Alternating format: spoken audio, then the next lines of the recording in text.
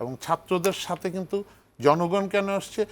Political দলের সাথে আন্দোলন কি 17 বছরের কোনো ইস্যু ছিল না? আওয়ামী লীগ দেয়নি? হাজার হাজার ইস্যু ছিল, কই মানুষ তো রাস্তায় নামে নেই। দ্য অনলি রিজন ইজ আমার ছেলেকে যখন আমি আন্দোলনে যেতে থামাতে পারি নাই, আমি আমার ছেলে বা মেয়েকে তার নিরাপত্তার জন্য আন্দোলনে যাই। আন্দোলনে গিয়ে যখন দেখি যে আমার ক্ষোভও আমি প্রকাশ করতে পারছি, তখন আন্দোলনে মনে প্রাণে আমি শরিক হয়ে যাই।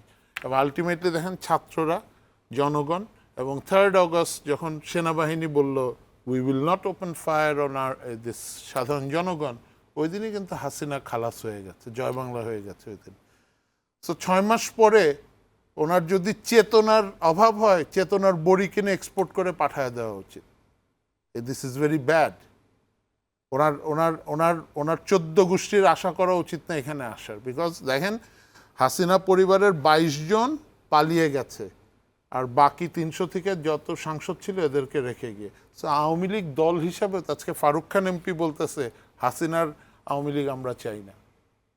ওরা কত সেলফিশ একটা ওনার তো লজ্জা থাকা উচিত অ্যাড্রেস করার জন্য।